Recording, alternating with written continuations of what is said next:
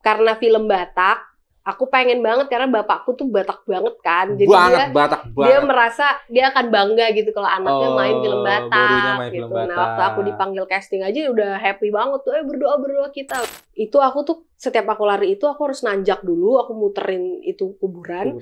Jadi aku udah habis oksigen, di saat aku mau jatuh aku jatuh beneran. Itu sampai jatuh beneran dan kepala duluan. Akhirnya aku cedera otot leher.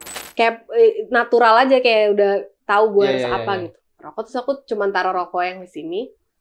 Terus si driver sama temanku ini kabur gara-gara ngeliat rokoknya keisep di batu itu. Tapi aku lagi nggak ngeliat ke arah rokok itu, aku lagi ngeliat ke bawah, lagi duduk di batu. Terus pas aku lihat mereka lari, aku baru ngeh rokoknya tuh keisep.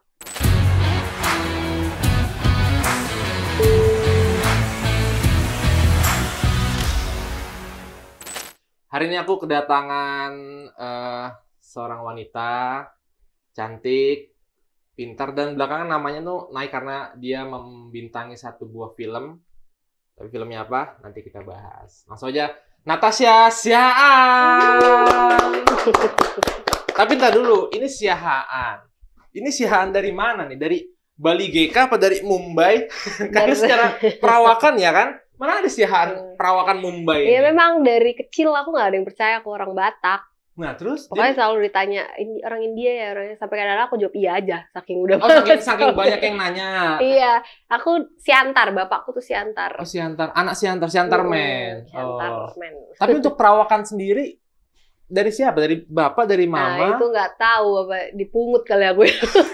Karena memang, lihat aja dong mereka, bener-bener, ini Mumbai kok ya, ini India. Sebenarnya kayak bapak sih, cuman bapakku tuh putih. Jadi dia kayak bule.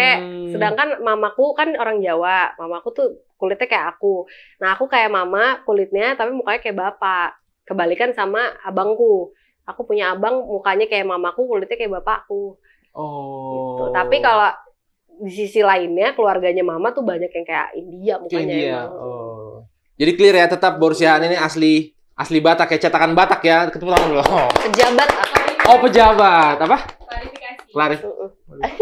Klarifikasi jangan lah, lagi bilang. tapi udah kelahiran, berarti udah Gen Z lah, udah kelahiran Cina ya. Udah lah, 98 aku Gen Z. 98? Oh my god. Apakah aku setua itu? Tapi bisa bahasa Batak? Enggak sih, nggak bisa.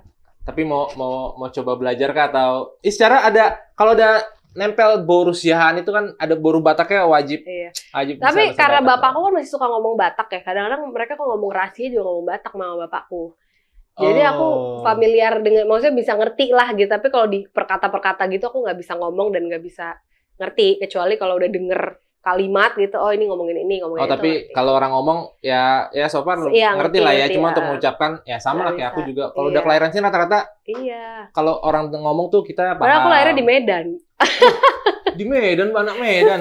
Baru Medan ini. Malah aku udah kelahiran sini. Cuman memang biasanya kalau udah kelahiran sini tuh kalau orang ngomong kita paham. Cuma kalau untuk mengucapkan adalah kata-kata yang mungkin kita nggak paham gitu kan. Iya, bener.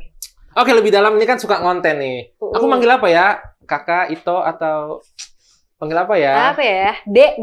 Aduh, Dek. Jangan ya, Dek ya. Jangan ya, Dek ya. Natasha lah, Natasha. Tasya. Tapi ini kan lebih suka konten. Kalau aku lihat konten-konten Tasya ini kayaknya sehat banget dengan mereka dia nge-gym. Tapi emang mulai konten tuh emang dari gym atau sebelumnya suka konten? Enggak, dulu horor. Awal-awal tuh di YouTube tuh horor. Horor. YouTube-nya tentang horor, cerita-cerita doang gitu awal-awal. Terus mulai entertainment tuh gara-gara horor. Kalau nge-gym aku baru 4 tahun lah ke belakang. Oh, jadi sering berjalannya dari horor tiba-tiba nge-gym. Emang sengaja, maksudnya sengaja? Jauh-jauh dulu aku awal YouTube itu aku masih kuliah 2017 baru mulai. Oh, bikin YouTube awalnya juga. Gara-gara diundang sama sutradara yang dia lagi meneliti anak-anak indigo gitu. Terus dia punya YouTube. Terus aku jadi kayak, tadinya aku nggak mau orang tahu kan, karena ngerasa mau lah orang jangan tahu lah gitu. Tapi lama-lama aku jadi merasa kayaknya orang banyak deh yang kayak gue gitu. Dengan aku kan agamanya Kristen nih, di Kristen tuh jarang lah orang percaya gini-gini. Sedangkan aku kepentok, aku sendiri kan merasa nih aku kepentok nggak bisa cerita ke orang tua. ya aku jadi pengen ceritain ke orang bahwa ada loh orang yang kayak gue nih, orang Kristen Batak lagi, terus bisa lihat lagi gitu. Oh itu awalnya dari YouTube, akhirnya konten horor, seiring berjalan waktu mulai nge-gym 4 tahun. Tapi jangan langsung horor kali ya, nanti takutnya karena suasananya udah horor, udah panas sih lihat. Tapi kan ini nama Natasha ini mulai apa? Nah ini kemarin tuh membintangi film tulang robot, ya? Tulang belulang. Itu gimana ceritanya bisa masuk ke dalam film tulang belulang ini? Awalnya di situ ya. Jadi ini cuman di film tulang belulangnya aja ya. Awalnya itu si direkturnya ini ngepost pas pre-productionnya. Oke. Terus aku komen karena emang aku nonton si film-film sutradara ini nih sebelumnya. Dia punya film-film Batak juga. Aku komen, terus tiba-tiba aku tapi ngomong juga ke manajerku saat itu. Lihat nih dia open casting nggak? Kalau dia open casting aku mau ikut. Karena ini film Batak kan. Terus tiba-tiba aku baru ngomong gitu, sorenya aku dikabarin, aku dipanggil casting. Tapi bukan dari manajerku yang minta, tapi mereka yang manggil. Ternyata gara-gara aku komen. Apa mau komen waktu itu? Nggak ada, aku cuma komen emot-emot doang apa-apa gitu waktu itu. Terus dipanggil, aku lagi perjalanan ke Solo waktu itu kan. Akhirnya di castingnya tuh online, cuma ngirim video aja. Terus dipanggil, aku udah pulang, dipanggil ke sana tuh aku cuma disuruh joget-joget nggak tahu malu 5 menit. 5 menit joget-joget? Iya, sesuai soundtracknya Tulang Belulang Tulang. Jadi lagu Batak, lagu Rapsonang. Tapi nggak boleh joget bagus, joget jelek gitu. Hancur aja ya. Udah 5 menit, terus dapet deh si peran itu. Ternyata baru setelah kita ketemu, aku baru tahu perannya aku nih emang paling terakhir dapetnya karena susah kan dapet anak keriting, gemuk tuh susah gitu. Padahal saat itu aku lagi kurus-kurusnya tuh. Gara-gara itu juga ya dinaikin kan, harus sampai 15 kilo aku naikin berat badan. Untuk film itu harus naik 15 kilo? Gimana caranya? Dengan latar belakang yang suka nge-gym? Setiap reading makan, di stop semua olahraga. Olahraga stop? Setiap reading makan, sejam sekali makan ngemil apa. Tapi gedenya tuh pas udah syuting di Medannya itu karena makan babi terus. Langsung blub kayak ikan buntal. Berarti bener naik 15 kilo? 15 kilo. Selama berapa lama itu? 3 bulan. 3 bulan naik 15 kilo? Gila 5 kilo. Astaga. Itu kayak gorila sih waktu itu. Tapi memang maksudnya dari awal iseng komen, emang apa ada keinginan nyoba juga apa? Emang aku sebelumnya kan udah di film-film, udah di series-series. Tapi ini film pertama aku yang di bioskop. Bioskop lah.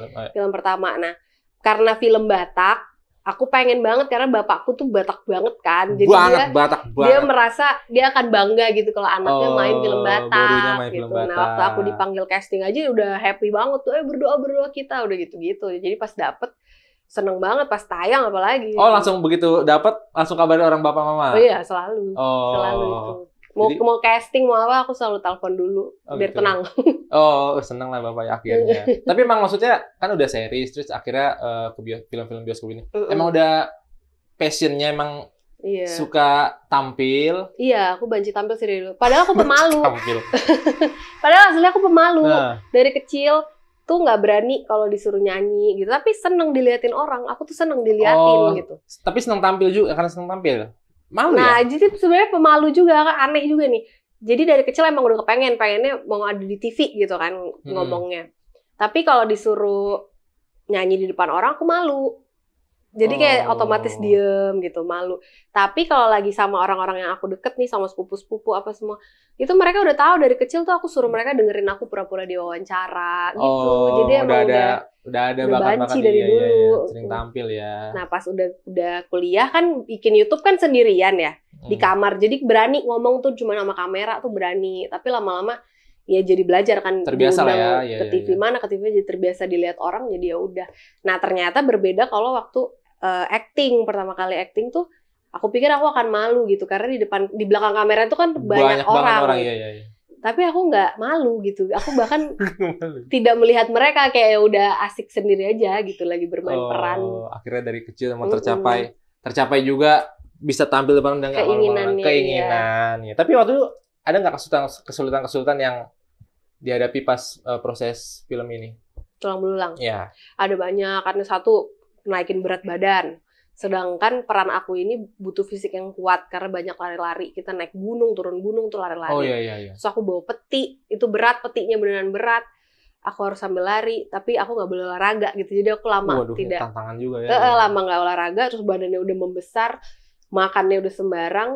Terus aku sempet jatuh kan ada kuburan ya. Di scene itu ada kuburan yang aku harusnya jatuh di situ. Tapi kan jatuhnya dikoreografikan dong harusnya. Oh, ada koreografi. Supaya nggak kenapa-napa kita. Tapi karena waktu itu ada dua orang yang ceritanya ngangkat aku, mau menarik aku, itu harusnya aktor, tapi aktornya nggak bisa datang, jadi pakai orang-orang di situlah gitu. Nah mereka kan nggak biasa acting, jadi mereka tuh ketawa-tawa setiap lihat aku lari tuh ketawa, akhirnya di-cut. Sedangkan itu aku tuh setiap aku lari itu aku harus nanjak dulu, aku muterin itu kuburan. Jadi aku udah habis oksigen, di saat aku mau jatuh aku jatuh beneran. Itu sampai jatuh beneran dan kepala duluan. Akhirnya aku cedera otot leher. Yang baru ketahuan tuh tahun ini sebelum premier filmnya. Iya, karena pala duluan, definisi pala nih langsung ke tanah. Karena kecapean itu tadi udah lari-lari. Iyalah, bawa peti di atas kepala aku. Jadi malah cedera, malah membawa. Dan untungnya nggak di-cut, jadi pas aku jatuh. Di sini itu yang diambil? Di sini itu yang diambil. Karena ya jatuhnya udah natural. Dan untungnya yang jadi mami aku kan Atika Siolan. Atika tuh kaget beneran, dan dia tuh baru ngelanjutin dialognya pas tahu aku udah muter balik di bawah. Karena aku sempet nggak sadar berapa detik gitu. Oh gitu? Padahal di bawah ada matras, cuman kan jatuhnya kan berapa meter kan itu. Iya. Oh. Itu dia total serius banget, tepuk tangan dulu. Itu dia totalitas tanpa batas. Akhirnya tapi kemarin berapa lama sih proses persiapan itu? Persiapannya 1 bulan. 1 bulan. Reading dan lain-lain itu 1 bulan. Syutingnya 1 bulan juga. 1,5 bulan kali. Jadi dengan posisi badan naik 15 kilo, setelah itu turunin lagi. Iya, baru kerja keras lagi. Iya. Berapa lama untuk nurunin? Ini baru tahun ini, kan itu tahun lalu syutingnya. Terus setelah 3 bulan gitu aku dapat film baru ya, dalam keadaan aku masih gendut itu kan. Iya. Dan mereka oke-oke aja ya, aku jadi nggak nurunin juga. Terus baru mau nurunin tuh ya baru 3 bulan ini lah baru turun 7 kilo. 7 kilo. Naikinnya 3 bulan naikinnya 15 kilo. Nuruninnya 3 bulan baru 7 kilo. Ya itu makan semakin getol lagi nanti ngejim. Itulah susahnya ya. Emang film ini ya namanya karakter ya, kebutuhan syuting kan. Apapun harus kita jalan. Cuma kan tadi kan awalnya ini mungkin kesempatan pertama di film Batak kali ya. Kalau nanti ada film Batak lagi? Mau lah. Mau ya? Mau. Seru ya. Tapi padahal kan awalnya horor ya. Kenapa nggak coba-coba film horor? Ya nggak tahu, nggak ada yang menawarkan film horor. Belum ada yang menawarkan film horor tuh. Cobalah, tolonglah. Tapi aku belakangan ini kepengen sih, kayak tiba-tiba pengen deh cobain film horor, kayak seru gitu. Karena lebih, kalau dari cerita-cerita teman-teman tuh lebih berat kan mereka. Iya, biasanya lebih, kalau horor tuh lebih apa ya?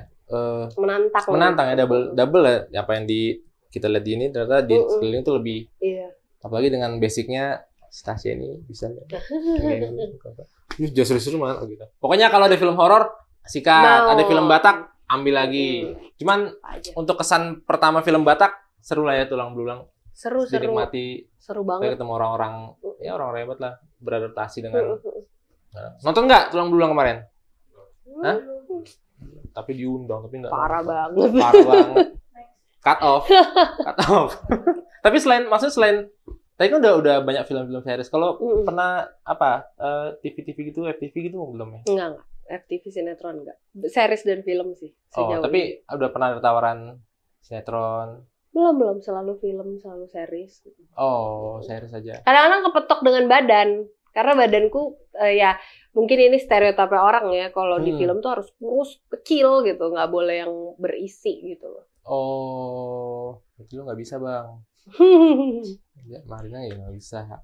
Tapi maksudnya aku jadi ini karena tadi awal ngomong horor jadi kepikiran nih, karena biasanya kalau bahas horor tuh emang agak-agak udah main cincin deh guys. Takut aku guys. Takut aku. Cuman maksudnya apa sebutnya sih kalau orang yang bisa, berarti Tasya tuh bisa melihat kayak sesuatu yang apa sebutnya, anak. Nah, kalau Tasya tuh kayak wifi kayak langsung connect gitu ya. Saya ada Nadia. Nggak ada sponsor ya? Apa ini? Indigo. Iya, orang-orang kan sebutnya Indigo. Sebutnya lah ya, itu sebutnya. Padahal sebenarnya beda-beda, nggak semua orang indigo tuh nggak juga. Cuman orang pokoknya asal bisa lihat dibilang indigo gitu kan. Sekarang. Tapi maksudnya awal menyadari seperti itu pada saat kapan, ngapain? Sadarnya pas udah kuliah ya, udah pisah dari orang tua lah, kan aku kuliah di Bandung. Itu baru sadar bahwa aku nggak ngayal gitu. Jadi dari kecil tuh kalau aku lihat aku taunya aku ngayal, nggak pernah tahu kalau itu beneran lihat hantu gitu, enggak. Karena dulu kan aku selalu sama babysitter sama mbak gitu ya. Si mbakku ini suka nonton Mak Lampir zaman dulu. Oh, film Mak Lampir. Ya, jadi kalau aku lihat, aku selalu bilang itu ada Mak Lampir gitu kan. Nah, mamaku tuh selalu nganggepnya ini anak jadi ketakutan, jadi ngayal gara-gara nontonin serem. Padahal emang aku lihat beneran, gitu. Iya. Jadi sampai aku gede, aku nggak tahu kalau aku nggak ngayal gitu. Aku taunya aku ngayal. Sampai udah nggak di rumah kan, udah kuliah di Bandung. Ternyata tempat aku tinggal tuh emang horor dan itu panjang lah ceritanya di kontrakan itu kan kita lima-limanya nih diganggu secara nyata gitu loh, yang sampai orang nggak bisa lihat aja bisa disentuh, bisa dipegang gitu. Nah itu aku jadi stres karena aku ngobrol gitu kayak ini lo ngomong ngapain sih, dijawab gitu kalau bisa lihat gue gitu. Kayak ngobrol sama orang itu berarti. Iya. Jadi aku stres lah awal-awal bisa lihat itu ya karena udah bentrok, aku logika banget. Terus udah gede lagi. Posisinya udah besar, udah dengan logika, terus tiba-tiba lihat kayak gitu yang orang nggak bisa lihat, orang nggak bisa denger, ya stres jadinya. Jadi berarti sampai sekarang ya? Kalau itu nggak bisa lepas? Ya nggak bisa hilang, itu ngawur tuh ya di luar sana kalau dibilang bisa buka tutup nggak bisa. Oh iya. Berarti kalau situasi seperti itu apa? Ya, risih petaka juga nggak? Bukan anugerah kali ya? Maksudnya keganggu juga, kita juga nggak bebas, nggak nyaman. Dulu mungkin petaka ya. Dulu kan aku pikirnya, wah gue terkutuk nih bisa lihat-lihat gini gitu. Terkutuk nggak tuh? Ya karena ibu bapakku kan Kristen banget ya. Mamaku tuh majelis di gereja. Jadi kayak bertolak belakang banget gitu ya? Iya, terus aku tahu banget dari dulu mama tuh nggak mau tahu yang gitu-gitu gitu. Terus padahal sebenarnya pak adekku tuh ada yang bisa juga, sepupuku ada yang bisa juga. Oh, dari keluarga ada juga yang Tapi aku baru sadarnya udah gede gini ya. Aku inget tuh dulu aku kan ngomong ada Mak Lampir di kamar aku. Terus mama tuh bilangnya ngayal, tapi pak adekku pas nginep di situ dia tahu ada kuntilanak di situ. Jadi aku tahu bahwa ternyata gue nggak ngayal. Jadi udah gede gini tuh baru Pak Ade dulu ini, Pak Ade dulu ini. Terus mama tuh ngomong ke Pak Ade, Tasya tuh kayaknya bisa lihat deh. Dan mama tuh nggak mau anaknya tuh bisa lihat gitu. Terus dulu aku abis jatuh dari sepeda gitu, Pak Adeku tuh tepok kaki aku. Sejak itu aku nggak lihat terus-terusan. Jadi aku cuma kalau lagi sakit tuh aku baru. Jadi kalau ada apa momen-momen tertentu. Tapi pas aku di kuliah di Bandung, Pak Deku yang nepok aku itu meninggal lah, itu udah langsung bisa lihat semua. Jadi stres, kaget kan. Kaget dengan itu tuh kaget gitu. Akhirnya larinya ke pendeta, bukan ke orang tua.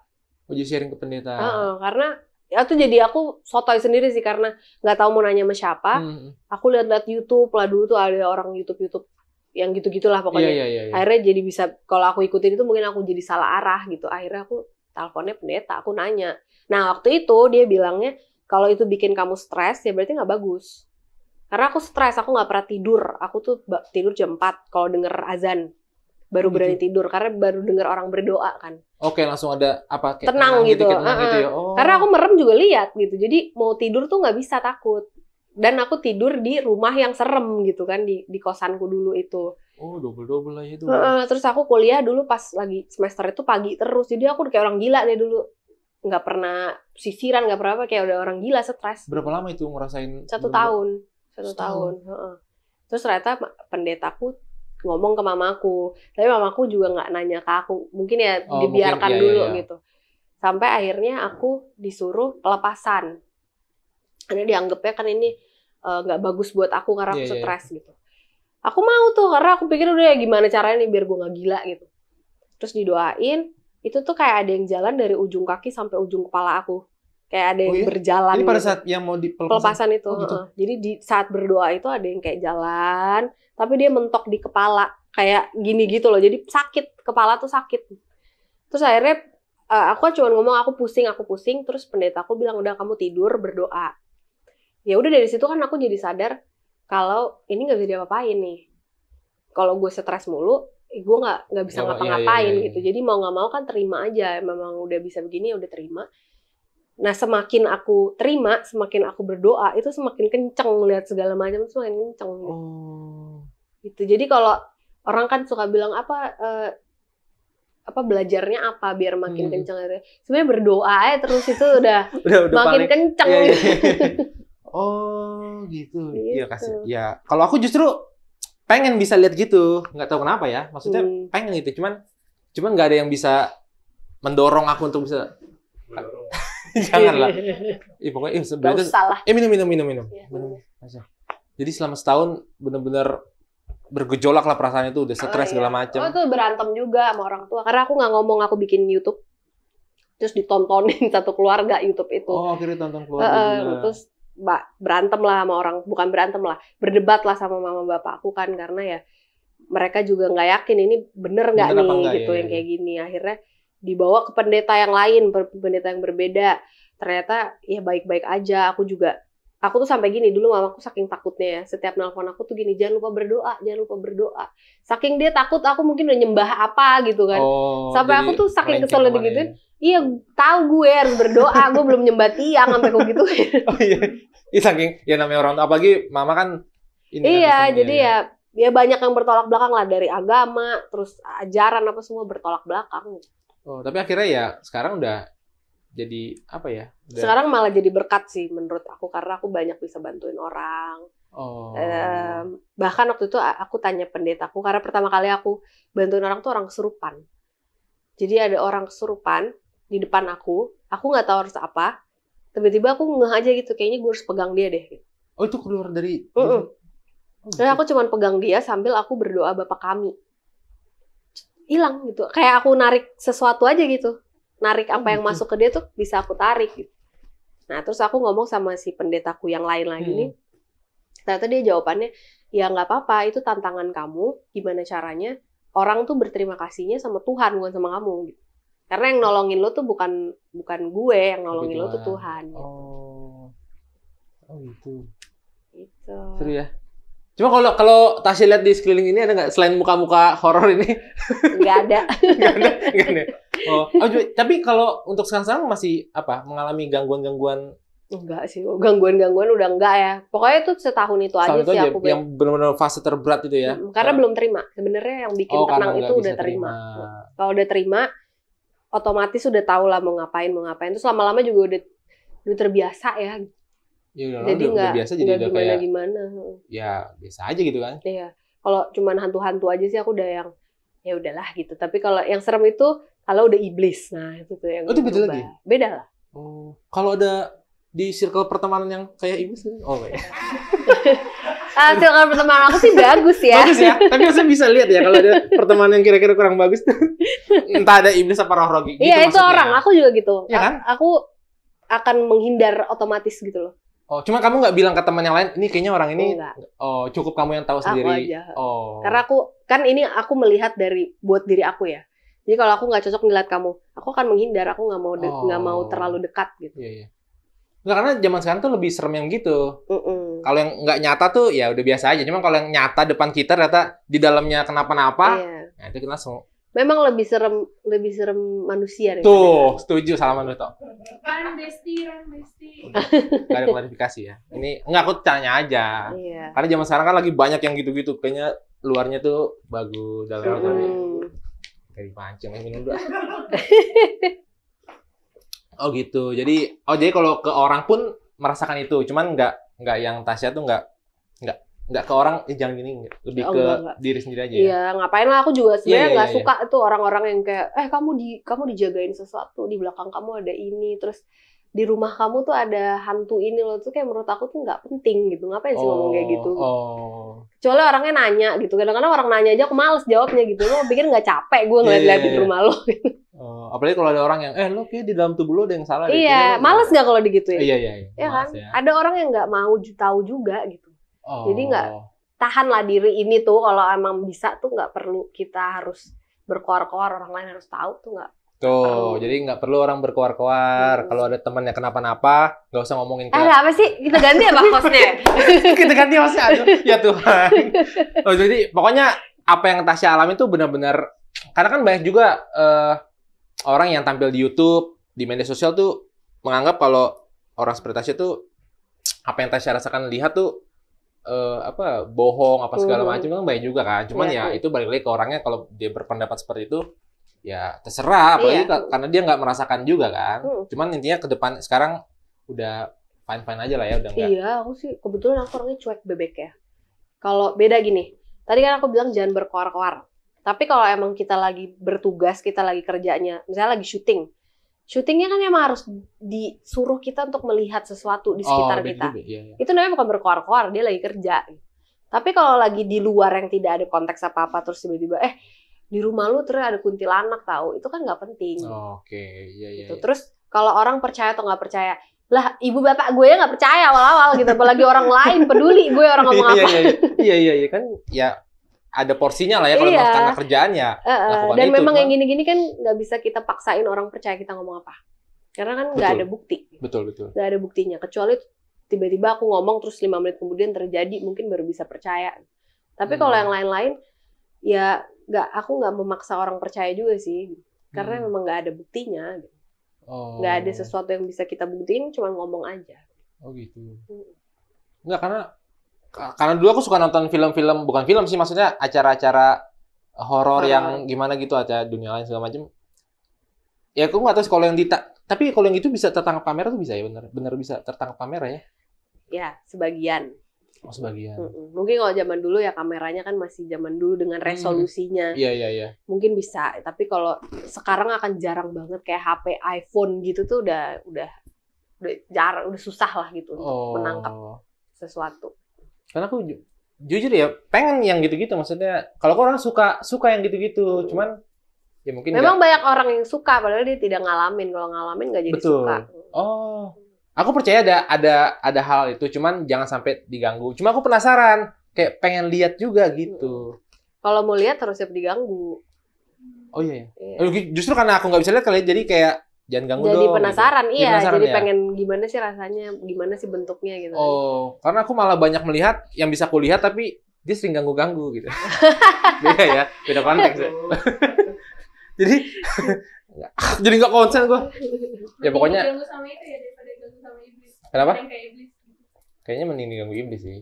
Karena kalau diganggu manusia tuh kayaknya lebih. Karena kita tahu orangnya gimana gitu-gitu ya. Jadi curhat ya. Halo Bang Patrick, selamat datang. Jadi, tapi kalau Bapak kan di Siantar. Sering pulang ke Siantar juga, enggak? Ya, setahun sekali, ganti-gantian karena Mama kan dari Jawa. Jadi kalau tahun ini tahun baruannya di Solo, tahun depannya di Medan. Oh, jadi tahun ini Nataruh ke pulang kampung apa? Enggak, tahun ini di sini di Jakarta. Oh, Jakarta. Berarti kalau Jakarta sama ada keluarga juga kan? Ada kok. Orang tua di sini semua. Orang tua di sini semua. Oh, jadi Natal tahun baru di sini. Iya. Kabarnya kok tiba-tiba itu pusuk buhit? Ada apa dengan pusuk buhit? Ini sebelum tulang belulang pusuk buhit. Oh, ada kisah apa di pusuk buhit? Dulu kan aku pikir aku bisa lihat-lihat gini, bisa tahu-tahu gini tuh dari Jawanya, dari mamanya. Karena ya aku dengan mata kepalaku, Pak Deku, sepupuku semua bisa. Tapi sampai ada satu momen orang tuh ada yang ngomong, sebenarnya orang Batak tuh banyak yang bisa-bisa kayak gini, dan biasanya nurunnya ke perempuan, anak perempuan, jarang ke anak laki-laki. Terus aku nggak percaya karena bapakku itu kayaknya kalau ada setan juga dia nggak tahu itu setan gitu. Jadi dia nggak percaya itu. Gitu. Saking nggak percayanya ya. Iya. Itu bisa satu rumah mati lampu di santai ngerokok di tengah-tengah gitu, nggak ada apa-apa. Dia nggak penakut. Jadi aku nggak percaya bahwa itu ada turunan dari bapakku gitu tuh, nggak ada di otak aku lah. Sampai udah sampai ada 3-4 orang gitu di waktu yang berbeda. Setiap ketemu aku tuh selalu ngomong, kamu mesti balik deh ke tanah leluhurmu gitu. Oh ya, biasa ya. Kamu mesti balik deh. Sedangkan aku tuh nggak tahu opungku tuh dari mana, aku nggak tahu, bapakku nggak tahu gitu. Jadi aku nggak ngerti, aku harus cari di mana gitu. Sampai akhirnya karena udah 3, aku udah merasa ini udah kayak oke, ini berarti udah warning nih, udah 3 manusia yang ngomong ke gue, dan aku pun udah ada keinginan itu sebenarnya, keinginan untuk mencari jalurnya dari bapak tuh kemana sih. Udah 3 orang itu, terus sampai yang terakhir itu temen dekat aku yang memang satu grup sama aku punya grup yang suka menelusuri sejarah gitu. namanya Mas Gadu. Mas Gadu ngomong, kamu tuh kalau misalnya udah ada keinginan balik ke tanah lahirmu, ikutin aja, nggak apa-apa kalau nggak punya uang, nggak tahu mau nginep di mana, itu tuh nanti kayak dengan sendirinya akan berjalan ketemu. gitu ya. Akhirnya ya udah, waktu itu aku cuman punya duit 2 juta tuh aku ingat. Terus aku oke, gue mau ke Medan aja dulu, nggak mikir apa-apa gitu. Udah aku beli tiket ke Medan, terus aku kepikir lah aku pengen ke Danau Toba. Di kepala aku kan bukan kayak leluhur aku dari Danau Toba tuh, enggak. Emang ya udahlah, gue mau kemana lagi, ke Medan kan nggak ada yang bisa jalan-jalan, ke Danau Toba aja. Terus aku ngomong lah sama mamaku tuh nanya, aku tuh nggak pernah boleh pergi-pergi sendiri, selalu ada temennya. Sama aku nanya, kamu ngapain ke Danau Toba? Mau ke kampungnya Opung, aku bilang gitu.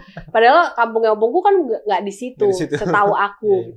Terus mamaku nanya, kamu kok tahu kampungnya Opung di sana? Ternyata mamaku tuh pernah ngobrol sama opungku. Aku lahir tuh udah nggak ada, jadi aku nggak kenal opung. Nah, mamaku tuh pernah ngobrol sama opung memang dari bukan Danau Toba, apa satu lagi? Ininya Samosir. Apa? Samosir, dari Samosir, Simbolonnya ini. Terus aku kaget kok gue bisa tahu ya gue mau ke situ gitu. Ya udah akhirnya aku kesana ditemenin temenku satu. Terus kan nggak tahu mau ngapain gitu di sana. Ya udah jalan-jalan aja ke tempat wisata. Tapi waktu aku dateng, hotel ini tuh juga lucu, hotel semua tuh dapet di endorse. Terus aku nyampe hotel, di depannya kan Danau Toba. Aku tuh cuman cuci tangan aja di Danau Toba, terus aku ngomong sendiri, aku udah pulang nih ya gitu. Aku tapi nggak tahu mau mana, pokoknya aku mau jalan-jalan. Ngomongnya itu sendiri gitu ya. Terus aku pergi ke tempat jalan-jalan, aku datanglah ke kuburan raja apa gitu, lupa aku. Di situ aku sebenarnya udah 3 kali ke situ. Tapi aku nggak pernah tahu di Medan itu ada kuncen, aku tuh nggak pernah tahu. Pas aku datang, ada kuncennya di situ. Terus bau wangi banget di situ. Terus si kuncennya ini kan ngomong bahasa Batak ya, aku nggak ngerti gitu. Untung aku bawa driver yang ngomong orang Batak. Terus dia ngomong, Kak, dia tuh tadi ngomong, kemarin tuh ada Putri Solo datang ke sini nyekar. Putri Solo? Dari Solo. Terus dia naik ke Pusuk Buhit. Gitu. Terus aku kayak, oh ya kan maksud aku kayak, terus apa hubungan sama gue gitu kan. Terus polos lah ya. Nah si kuncen ini ngomong, kamu juga ditunggu tuh ke Pusuk Buhit. Terus aku kayak, gue ditunggu ke Pusuk Buhit, ngapain gue ke Pusuk Buhit? Aku nggak pernah ke Pusuk Buhit kan. Terus aku tuh juga nggak tahu ternyata Pusuk Buhit itu sesakral itu, nggak tahu lah ceritanya di sana. Akhirnya itu udah jam 3-an gitu, sedangkan Pusuk Buhit itu nggak boleh naik jam 5. Jam 5 tuh orang udah harus turun. Udah aku kayak udahlah kita jalan lah gitu. Terus kita belum makan siang kan. Terus kita makanlah di Lapo. Terus di Lapo ini tiba-tiba ada abang-abang nyamperin aku gitu. Mau ke Pusuk Buhit ya? Gitu. Tiba-tiba. Oh langsung ngomong. Kalau ke Pusuk Buhit tuh harus lewat sini. Kamu lewatnya belok sini, ngasih tahu ke driver kan. Tapi jam 5 udah harus turun. Kalau nggak nanti gelap, nggak ada lampu, nggak ada apa. Terus kalau ke Pusuk Buhit nggak boleh makan babi, katanya gitu. Sedangkan kita kan lagi makan babi di situ. Terus aku juga mikirnya, udah daripada kita mati, kita mau naik ke atas, kalau nggak makan kan pingsan nanti. Jadi tetap makan. Nah, yang penting niatnya tuh baik aja gitu. Udah naik mobil, ini jalannya tuh jalan jelek gitu loh, jalan yang harusnya kan itu tempat wisata, itu bukan jalan tempat wisata. Pas aku turun, nanya orang sekitar gitu, terus dia bilang, oh iya, ternyata itu jalur orang ritual, naik ke Pusuk Buhit itu. Jadi kita mesti buka jalur, nggak ada jalannya gitu. Ya udah kalau udah nyampe situ, udah jam 5, cuman bermodal flash di HP sama minum, kita naik bertiga. Nah aku tuh takut banget tinggi. Jadi Pusuk Buhit itu karena udah begini banget, kalau kita nengok ya udah jurang langsung turun. Jadi aku udah capek, terus nggak berani naik, tapi selalu ada yang ngomong di kupingku tuh kayak naik lagi, dikit lagi gitu terus. Akhirnya aku ya udah naik sampai udah di titik aku sampai denger detak jantungku sendiri saking udah capeknya. Karena kan nggak ada landai gitu.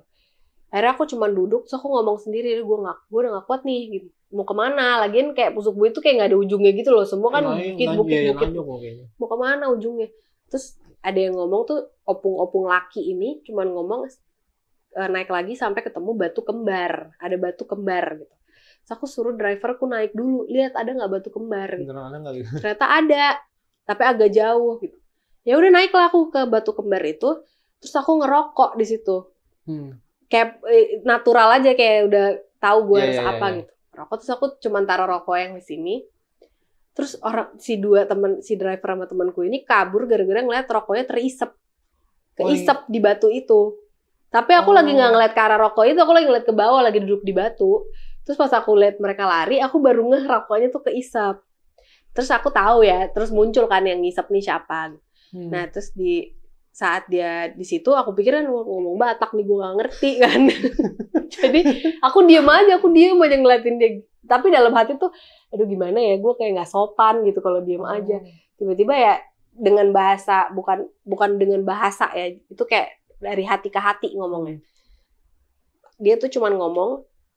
Jadi ternyata orang kalau ke Pusuk Buhit tuh punya permintaan gitu, punya ada pengen apa. Iya. Sedangkan aku naik tuh nggak pengen apa-apa, ya emang ya gue mau naik aja gitu. Ternyata dia tahu aku tuh pengen banget main film, tapi aku nggak membawa permintaan itu dengan aku naik Pusuk Buhit gitu, ngerti nggak? Jadi aku naik aja, tapi ternyata dia tahu. Orang ini tuh Opung ini tuh tahu aku pengen main film. Terus dia cuma ngomong, kamu jadi setiap tanjakan yang tadi aku capek, itu dia kasih tahu arti-artinya. Kalau lo naik, emang kalau naik tuh capek.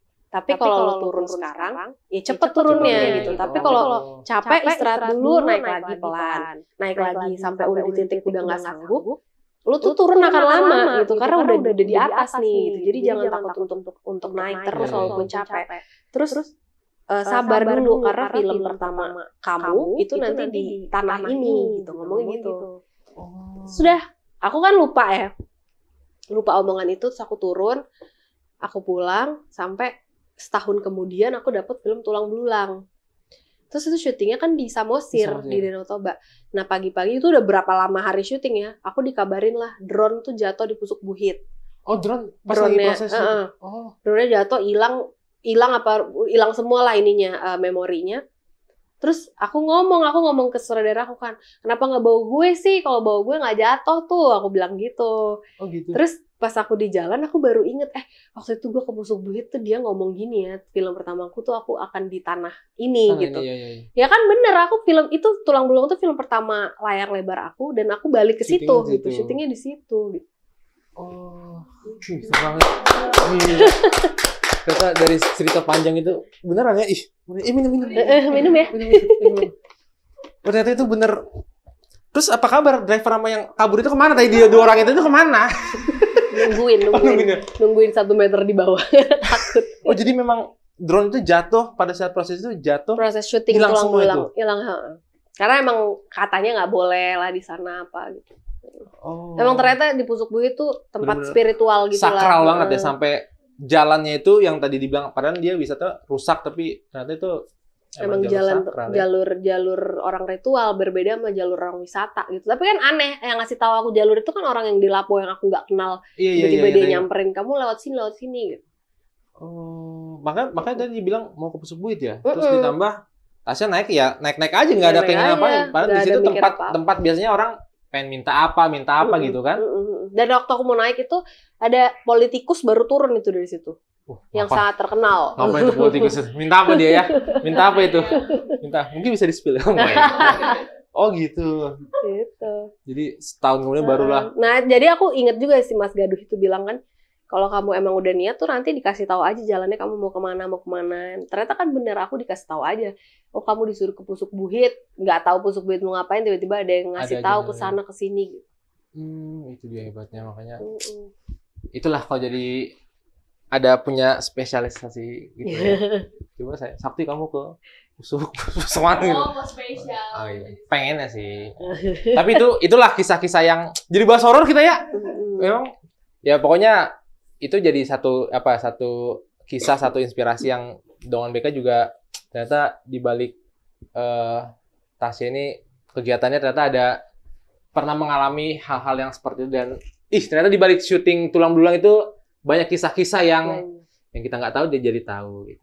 Tapi sekarang kan masih lanjut konten-konten, bikin konten nge-gym. Selain nge-gym, bikin konten apa lagi? Karena memang banyak kontennya nge-gym sih, karena aku lihat di TikTok, di Instagram. Ya aku sebenarnya tuh juga bingung ya dengan konten-konten ini. Yang penting ada aja yang di-post kalau aku tuh. Jadi apa yang aku lakukan sehari-hari itu yang aku jadiin konten. Gitu. Makanya banyak lihat nge-gym ya, karena aku setiap hari nge-gym.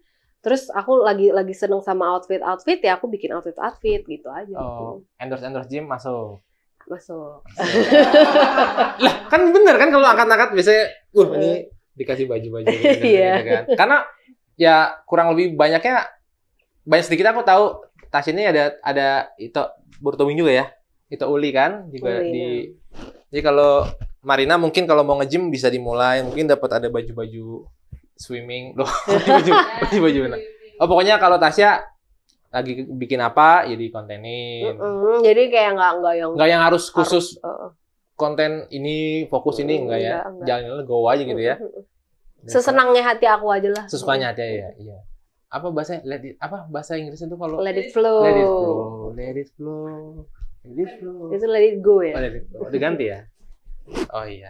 Nah, sekarang takutnya kan banyak juga orang-orang yang mungkin perempuan lah ya, perempuan Batak yang pernah atau yang punya pengalaman sama dengan Tasya, bisa yang melihat spiritual, horor gitu. Cuman mungkin dia di titik yang stres, di titik yang kayak nggak bisa menerima keadaan itu. Apa kalau pesan Tasya sebagai senior? Enggak sebagai yang orang pernah melewati fase itu, tapi mungkin ada dongan BK yang saat ini mengalami itu gitu loh. Fase stres sampai ya mungkin hampir gila segala macam. Cari temen ngobrol sih, jangan sendirian. Memang pasti susah ya cari temen ngobrol itu karena nggak banyak orang yang ngerti, nggak banyak orang yang percaya apa yang kita lihat dan alami. Tapi cari orang yang ya kamu yakin kamu bisa ceritain semuanya ke orang itu tanpa dia ngejudge gitu. Kalaupun dia ngejudge ya jangan diomongin gitu. Ngerti gak? Jadi harus ada temen ngobrol, jangan sendirian. Karena kalau sendirian kita stres banget. Karena aku dulu sendirian. Jadi cari orang yang bisa mendengar, bukan yang nggak perlu solusi apa, nggak usah, dengerin aja gitu. Siapapun itu siapapun itu. Cari orang yang bisa dengerin kita. Kalau udah berdoa sih, itu kunci utamanya tuh berdoa gitu. Karena kalau nggak akan bisa tenang. Jadi udah cari orang yang bisa dengerin kita cerita, terima bahwa ini emang ya udah nggak bisa diapa-apain, terus berdoa. Udah itu aja.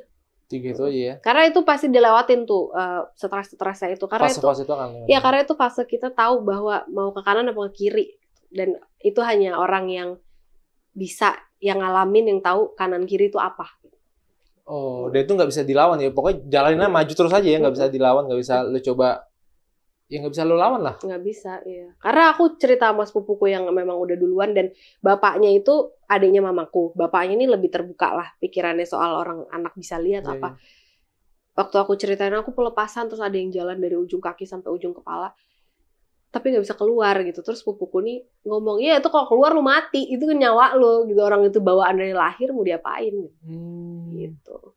Oh gitu ya. Tuh dongan BK. Pokoknya kalau dongan BK apalagi perempuan ya, kadang kan perempuan mungkin lebih nggak kuat apa gimana. Kalau benar-benar ada di posisi yang pernah dialami Tasya, itu dia cari teman ngobrol, jangan sendirian, jangan dipendam sendiri. Jangan sendiri. Dan jangan cari jawaban sendiri tuh jangan gitu. Oh, jangan coba cari jawaban jangan. sendiri. Udah ikutin aja gitu. Emang lagi stres ya udah gue emang stres. Gitu. Jangan mencoba kan apa ya gue gini kenapa nggak ada jawabannya. Sama kayak tadi orang mau ngomong ke siapapun orang nggak akan percaya ya emang nggak ada buktinya. Nggak semua harus ada jawabannya. Oh, nggak semua harus ada jawabannya. Tuh, cari teman ngobrol, siapapun itu, pokoknya kamu bisa menyalurkan itu. Jangan sampai kamu pendam sendiri ya. Nanti akhirnya ya benar-benar stres sendiri, gila sendiri. Dan ibu-ibu nih yang punya anak udah tahu anaknya mungkin dari kecil kelihatan, oh dia bisa lihat nih. Jangan ditutup-tutup atau jangan ditutup sih nggak mungkin ya, karena itu pasti akan terbuka lagi. Biarin aja, karena kalau ditutup setengah, ibaratnya ditutup setengah kayak aku yang aku alami, pas udah gede itu terbuka, aku stres karena bentrok dengan logikaku. Oh, iya, tapi kalau dari kecil emang dia udah bisa, orang tuanya mau dengerin, itu akan terbiasa anak itu sampai besar.